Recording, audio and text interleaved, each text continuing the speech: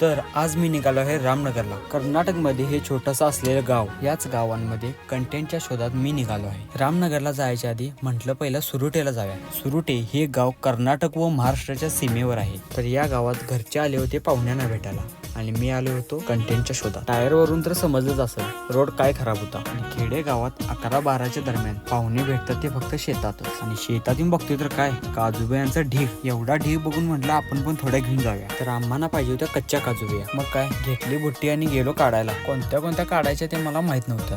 मग मम्मी म्हणली बा तू नुसतं झाड धर, माझं मी काढते. कारण भरलेल्या काजूबिया कशा असतात ते मला माहितच नाही. मम्मीची आणि माझी धडपड बघून पप्पा पण आलेत काजूबिया काढायला. तर इथलं सगळं आवरून फायनली मी निघालो रामनगरला. तर या ब्लॉगला इथेच एंड करूया, कारण रामनगरमध्ये काहीतरी स्पेशल होते का बघू.